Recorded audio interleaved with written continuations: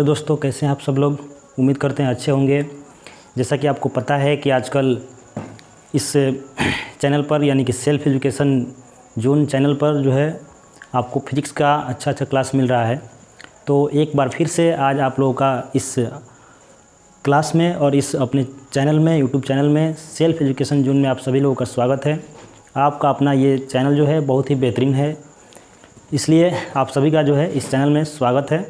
जैसे कि आप लोग जानते हैं कि फ़िज़िक्स का यूनिट और मेजरमेंट का 2 लेक्चर आपको दे दिया गया है, जिसमें आपको बहुत सारे डायमेंशन और डायमेंशन का यूज वो आपको बता दिया गया है। तो आज हम लेकर आए हैं आपको लेक्चर नंबर 3, जिसमें कि आपको कुछ डायमेंशन जो है उसको कवर किया जाएगा और साथ में यूज ऑफ डायमेंशन जो कि लेक्चर नंबर 2 में आप देखे होंगे। अगर आप नहीं देखें लेक्चर नंबर 2 तो वहाँ जाके आप प्लेलिस्ट में लेक्चर नंबर 2 को पहले आप देख लीजिए। वहाँ पे यूज ऑफ डायमेंशन जो है वहाँ बताया गया है और 1 नंबर जो था उसको यूज ऑफ डायमेंशन बताया गया था। 3 यूज ऑफ डायमेंशन लिया गया है, जिसमें से 1 आपको बता दिया गया है। तो आज हम लोग जो है यूज ऑफ डायमेंशन के दूसरे पार्ट को देखेंगे, ठीक है।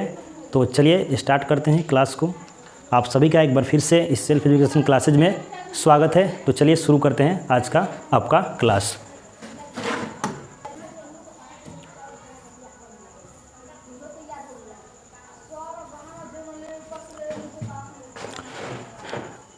तो बच्चों देखिए, आपको यहाँ तक जो है हम आपको बता दिए हैं डायमेंशन और डायमेंशन फार्मूला, ये आपका हो गया है। साथ में आपको dimension formula of some physical quantity, बहुत सारे फिजिकल क्वांटिटी का डायमेंशन भी निकाला गया था।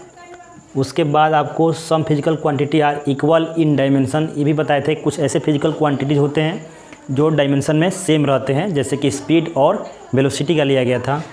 साथ में आपको यूज ऑफ डायमेंशन, इसमें आपको to check the correctness of a physical relation, ये आपको 1 नंबर जो है ये आपको बता दिए हैं कि to check the correctness of a physical relation, कि किस तरह से डायमेंशन का यूज करके किसी भी इक्वेशन की जांच की जा सकती है कि वो सत्य है या नहीं। उसके बाद हम देखेंगे दूसरे नंबर को। तो दूसरा नंबर देखते हैं, to convert the value of physical quantity from one system of unit to another system. यहाँ पे जो दूसरी बार उपयोग दिया गया है कि डायमेंशन का जो यूज है वो करा है कि to convert the value of physical quantity from one system of unit to another system. Physical quantity के लिए एक यूनिट से दूसरे यूनिट में चेंज किया जा सकता है, बदला जा सकता है। जैसे कि फोर्स का ऐसा यूनिट होता है केजी मीटर पर सेकेंड स्क्वायर, और न्यूटन भी होता है। उसके साथ में आपको डाइन्स में भी उसको निकालते हैं। तो इस तरह से कन्वर्ट किया जा सकता है डायमेंशन का उपयोग करके। तो हम देखते हैं यहाँ पे क्वेश्चन नंबर 1 आप देख रहे हैं कि क्या क्वेश्चन है यहाँ पे। तो how many dance is 1 Newton of force, मतलब कि 1 न्यूटन फोर्स में कितने डाइन्स होते हैं, ये आपको चेंज करना है, ठीक है। तो डायमेंशन का यहाँ पे हम यूज कर लेंगे। तो फोर्स का आपको बताया था कि वेरी इंपॉर्टेंट होता है। आपको डायमेंशन ऑफ फोर्स कितना होता है, डायमेंशन ऑफ फोर्स ये आपको बताया था कि वी होता है। तो ये होता है MLT माइनस का 2 होता है, ये आपको फोर्स का होता है डायमेंशन। अब इस डायमेंशन के उपयोग से हम लिख सकते हैं SI यूनिट, इसका कितना होगा इन SI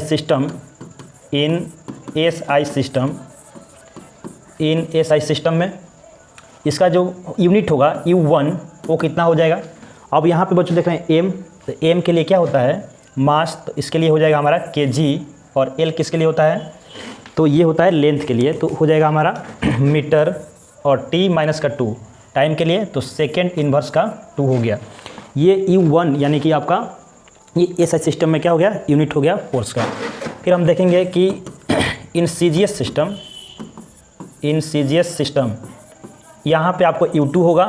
तो इन CGS सिस्टम में U2 यानी कि मात्रक, इसका जो यूनिट है वो कितना होना चाहिए।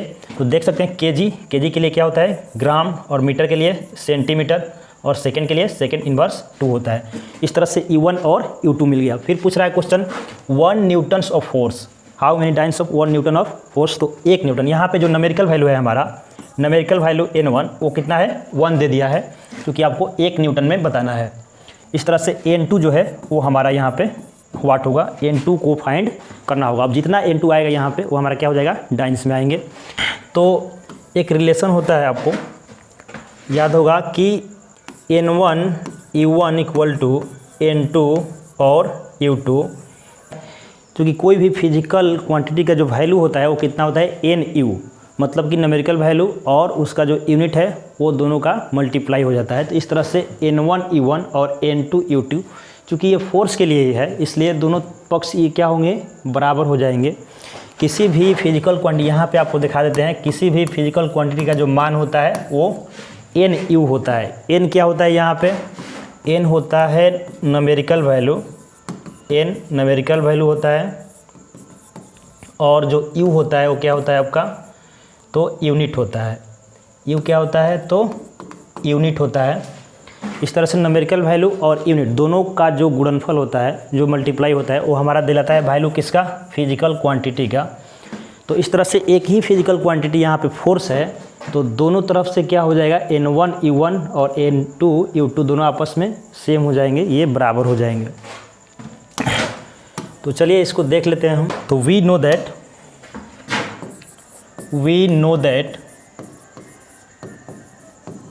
दैट क्या होता है, N1 इक्वल टू N2 और U2।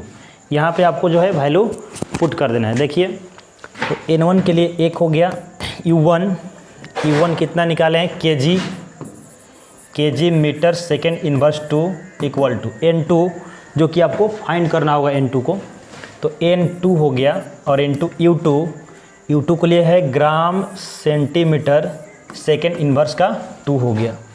तो इसको बच्चों अब हल कर देंगे हम आसानी से, तो हमारा N2 जो है ये फाइंड हमारा हो जाएगा आसानी से। तो देखते हैं।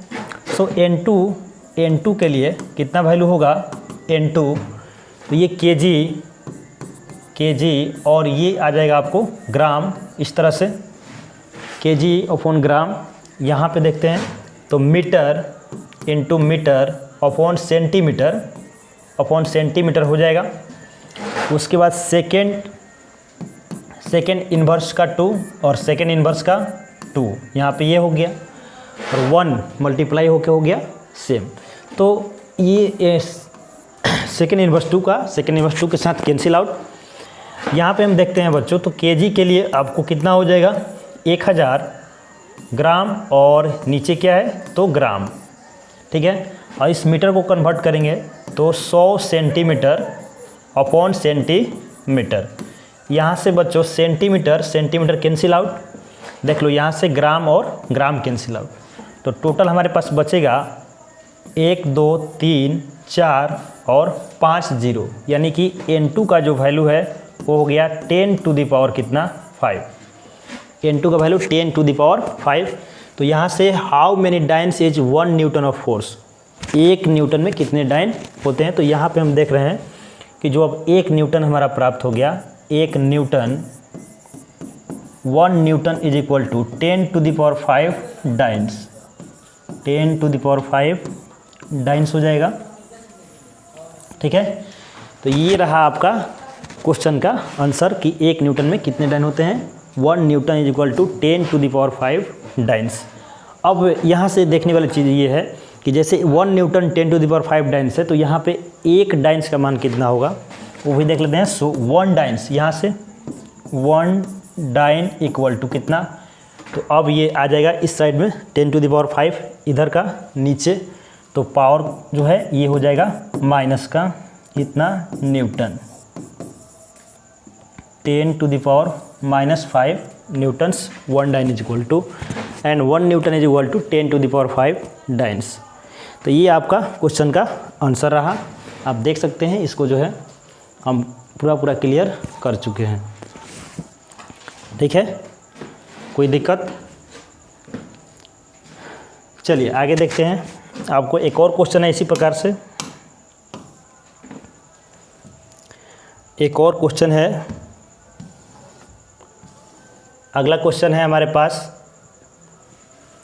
नेक्स्ट क्वेश्चन, हाउ मेनी अर्ग इन 1 joule of energy, how many अर्ग इन 1 जूल ऑफ एनर्जी, ये नेक्स्ट क्वेश्चन है। ठीक उसी प्रकार से जैसे कि अभी आपको न्यूटन्स के लिए निकाले हैं। तो यहाँ पे हम देखते हैं सीधे अगर हम चलेंगे इसके सॉल्यूशन पर, तो इसके सॉल्यूशन पर जब हम चलेंगे तो देख रहे हैं कि जो इसका डायमेंशन है, dimension of energy dimension of energy की बात हो रही है, होता है ml² और T का -2, ये आपको लेक्चर नंबर 2 में निकाल दिया गया है। तो अब यहाँ से हम लिख लेंगे इसका SI यूनिट। इसके लिए U1 कितना होगा बच्चों, तो M के लिए kg और L के लिए मीटर स्क्वायर और T के लिए सेकेंड इन्वर्स का 2। ये हो गया हमारा, ये हो गया SI यूनिट। इन SI सिस्टम में U1 हो गया एंड CGS सिस्टम में U2 कितना होगा, CGS सिस्टम में U2 तो kg के लिए क्या हो जाएगा ग्राम, मीटर के लिए सेंटीमीटर और सेकंड के लिए सेकंड हो गया। इस तरह से यहाँ पे भी जो न्यूमेरिकल वैल्यू है N1 वो भी 1 होगा एंड N2 जो है वो आपको फाइंड करना होगा, ठीक उसी प्रकार से जैसे कि हमने आपको न्यूटन वाला में लिया, फोर्स वाला में लिया, ठीक है। तो यहाँ पे भी अगर हम देखेंगे तो यहाँ भी हमारा एक काम हो जाएगा यहाँ कि वी नो दैट, अभी आप देखे हैं वी नो दैट क्या, तो N1 U1 equal to N2 और U2, ठीक है।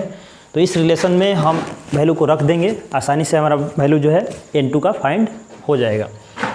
N1 के लिए 1 और U1 kg metre square second inverse 2, N2 find करना है U2 ग्राम सेंटीमीटर और सेकेंड इन्वर्स का 2, ठीक है।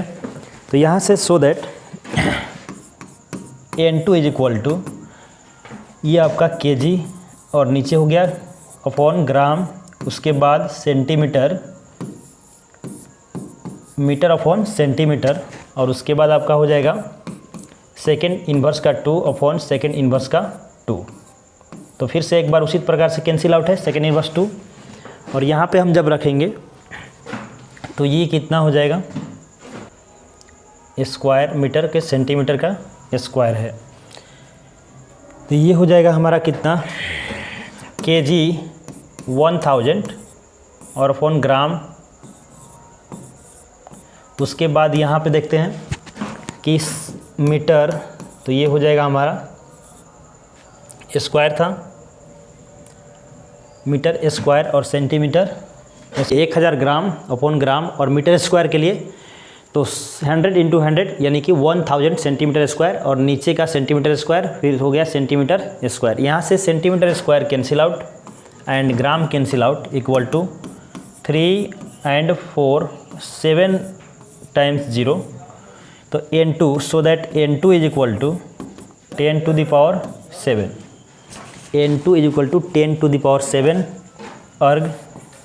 ये आपका हो गया हाउ मैनी अर्ग, तो यानी कि ये आपका जूल ऑफ एनर्जी, 1 जूल में ये हो गया आपको 1 joule, 1 joule is equal to 10 to the power 7 अर्ग। ये आपका फाइनली निकल के आ गया है। अगर हम यहाँ से निकालना चाहेंगे कि 1 अर्ग में कितना होता है, तो 1 अर्ग अगर निकालते हैं हम तो ये हो जाएगा 10 to the power -7 joule, 10 to the power -7 joule यहाँ से आ जाएगा। तो ये हमारा फाइंड हो चुका है 1 जूल में कितने अर्ग होते हैं, तो 1 जूल में 10 to the power कितने 7 जूल अर्ग होते हैं, और 1 अर्ग में 10 to the power -7 जूल होता है। इस तरह से ये क्वेश्चन भी हमारा सॉल्व हो चुका है, इसको भी आप अपने कॉपी में नोट डाउन कर लेंगे। हो गया, चलिए आगे देखते हैं कि आगे क्या है। अब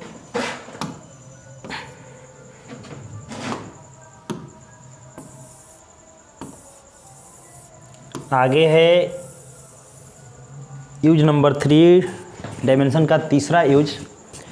तो तीसरे यूज में क्या कर रहा है, यूज नंबर 3 यहाँ पे आपको बोला है यूज नंबर 3 में, यूज नंबर 3 में देख सकते हैं कि to derive the relation between various physical quantities.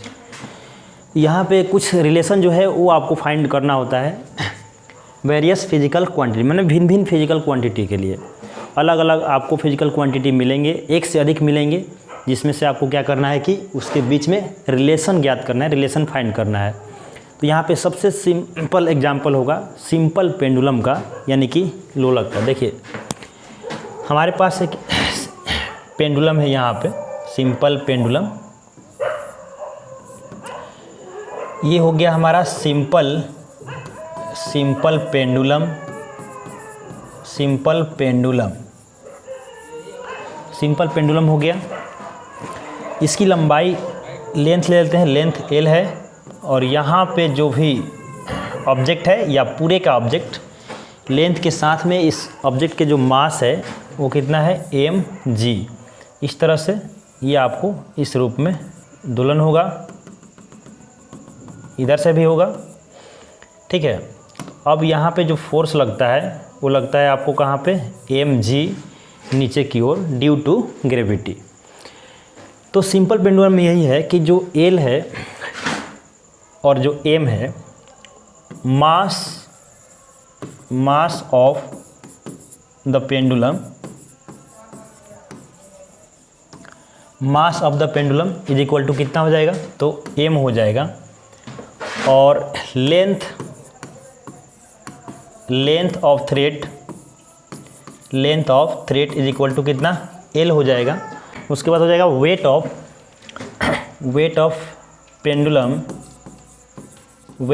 Pendulum is equal to कितना, mg, जो कहाँ होगा, डाउनवर्ड में। Weight of pendulum is equal to कितना, mg, जो कि कहाँ होगा, नीचे की ओर डाउनवर्ड में। इस प्रकार से हम देखते हैं कि जो हमारा पेंडुलम का टाइम पीरियड है वो डिपेंड करता है 3 चीज़ों पर। एक तो आपका l पर, दूसरा m पर, और तीसरा आपको mg पर। इन तीनों पर जो है आपको डिपेंड करता है क्या, तो time period depend on time period of pendulum depends on number first depends on क्या हो जाएगा आपका, L, and number second M, and number third is mg। तो इन तीनों चीज़ पर जो है निर्भर करता है क्या, टाइम पीरियड पेंडुलम का L, M और mg पर। इस तरह से हमारे पास जो रिलेशन बनेगा टाइम पीरियड का, वो t is equal to time period t is equal to कितना हो जाएगा, तो एक तो यहाँ पे k न्यूमेरिकल वैल्यू होगा, L पर L हो गया, into m and into mg, इन तीनों पर डिपेंड करता है। इस प्रकार से इन तीनों राशि पर जो है हम चढ़ा लेते हैं क्या, dimension a, b and c। अब इसका डायमेंशन लिखेंगे हम, t is equal to k जो होगा न्यूमेरिकल वैल्यू होगा, यहाँ पे जो k है एक प्रकार से क्या है, ये न्यूमेरिकल वैल्यू है। k को यहाँ साइलेंट करते हैं तो l के लिए एक डायमेंशन हो जाएगा कैपिटल L, एंड m के लिए हो जाएगा capital M to the power b, and mg देख लो तो mg क्या है, डाउनवर्ड में, एक तरह से वेट हो गया, वेट ऑफ द क्या चीज़, सिंपल पेंडुलम।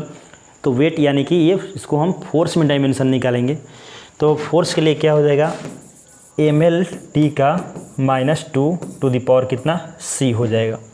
तो यहाँ a, b और c हो जाएगा। इस प्रकार से हम क्या करेंगे, तो दोनों तरफ जो है समान घातांकों की तुलना कर देंगे, दोनों तरफ समान घातांकों की तुलना करेंगे, यानी कितना हो जाएगा, t is equal to l to the power a और यहाँ पे पावर c, तो l of to the power कितना, a प्लस c हो जाएगा, l के लिए a plus c, and m के लिए क्या हो जाएगा, b प्लस c, m के लिए b plus c, and t के लिए क्या हो जाएगा, t के लिए पावर -2c। इस प्रकार से देखते हैं कि l पावर a और यहाँ पे पावर क्या चीज़, c, तो l plus c, a plus c हो गया, b m पर और m पर पावर c, तो b plus c, and t के लिए क्या -2 और c, तो माइनस क्या हो गया, 2c हो गया, ठीक है। अब हम जो है समान घातांकों की दोनों तरफ तुलना कर लेंगे।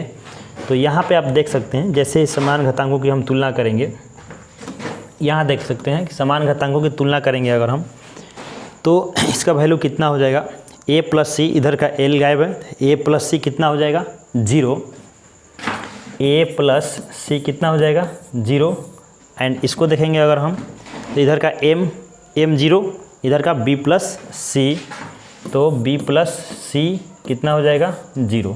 देखेंगे तो -2c टू द पावर 1। तीसरा क्या हो जाएगा -2c इज इक्वल टू 1। तो ये तीन जो रिलेशन बन रहे हैं डायमेंशन a b और c के बीच में बाय एक्सपोनेंशियल लॉ के साथ में, तो a प्लस सी कितना हो जाएगा 0। देख लो a प्लस सी, l गायब तो a प्लस सी कितना 0, b प्लस सी m गायब तो b प्लस सी कितना 0 एंड 2c -2c, तो t के लिए क्या है -2c, t to the power 1, तो -2c इज इक्वल टू 1। तो यहाँ से c इक्वल टू कितना हो जाएगा, c इक्वल टू -1/2 हो गया c के लिए। यहाँ पे हम रखेंगे तो a प्लस सी के लिए -1/2 इक्वल टू 0, तो सो a इक्वल टू कितना, तो a इक्वल टू हो जाएगा यहाँ पे a इक्वल टू +1/2। इसमें सेम इसी तरह से होगा तो b प्लस सी, तो c के लिए -1/2 upon 0, so b equal to कितना, तो 1/2। इस प्रकार से तीनों डायमेंशन हम निकाल चुके हैं a, b and c। a equal to 1/2, b equal to 1/2 and c equal to -1/2 हो गया। अब इस इक्वेशन में जो है आप यहाँ पे रख सकते हैं। तो अब इस a, b और c का जो वैल्यू है यहाँ पे आप इक्वेशन नंबर 1 में जो है यहाँ पे ला करके पुट कर सकते हैं। तो इसको देख लीजिए k, l, m और m, g है, तो इसको हम ले लेंगे यहाँ पे।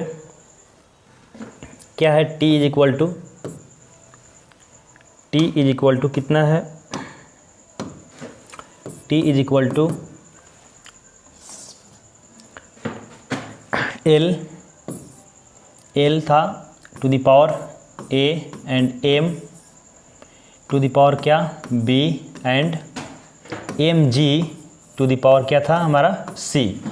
तो अब यहाँ पर हम a, b और c का वैल्यू जो है पुट कर लेते हैं। तो t इक्वल टू क्या हो जाएगा, तो यहाँ पे k भी था तो k, और l के लिए a के लिए कितना आया है, तो 1/2 एंड m, b के लिए कितना आया है 1/2 एंड mg, c के लिए कितना आया है तो -1/2।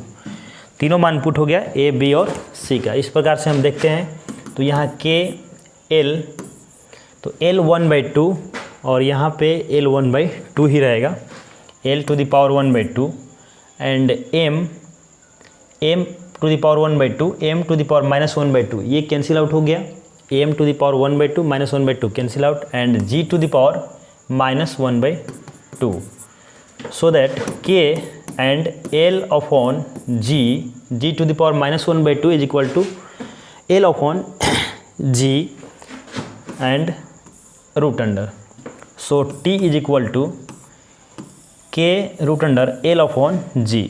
This is relation between the time period of the simple pendulum and the depend on length of simple pendulum l and the depend on due to gravity g and the k is the numerical value where k is 2 pi, so that k equal to 2 pi, k equal to कितना 2 pi, so that the t is equal to 2 pi upon root under l upon g। तो इस प्रकार से हम आपको निकाल चुके हैं क्या, तो टाइम पीरियड सिंपल पेंडुलम का, जो कि डिपेंड करता है किस पर, l पर और g पर डिपेंड है, k is the numerical value. तो किस पर डिपेंड नहीं करता है, तो जो मास होता है पेंडुलम का, जो मास होता है उस पर जो है टाइम पीरियड डिपेंड नहीं करता है। तो clearly, so that clearly the time period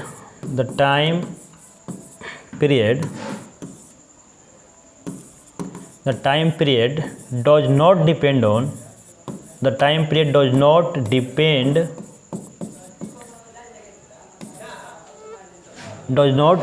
depend on of the simple pendulum,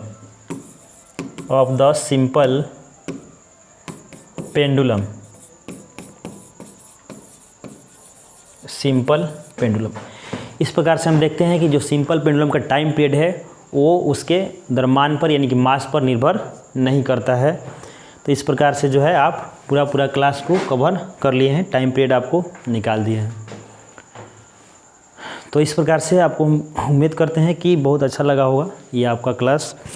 तो आज का क्लास जो है यहीं हम स्थगित करते हैं, समाप्त करते हैं। उम्मीद करते हैं कि आपको ये क्लास समझ में आया होगा। अगर नहीं समझ में आता है तो कमेंट बॉक्स में पूछ सकते हैं जहाँ पे दिक्कत हो। तो अगला लेक्चर जब हम लेकर आएंगे तो आपको इसमें हम इम्पोर्टेंट क्वेश्चन, बहुत ज़्यादा इम्पोर्टेंट क्वेश्चन जो है, न्यूमेरिकल्स का क्वेश्चन जो है वो हम लेक्चर नंबर 4 में कवर करेंगे, जो कि यूनिट एंड मेजरमेंट से ही होगा हमारा। ठीक है, तो यूनिट एंड मेजरमेंट का अभी कम से कम 2 लेक्चर आएगा, उसके बाद आपको फिर चला जाएगा कहाँ पे, तो वेक्टर में। तो ये लेक्चर नंबर 3 आप अवश्य देखें, खूब अच्छे से देखें और पूरा वीडियो देखें। अगर आप लेक्चर 1, 2 नहीं देखे हैं तो पहले उसको देख लें और तब यहाँ पे आए, तब आपको विशेष समझ में आएगी। ठीक है, धन्यवाद।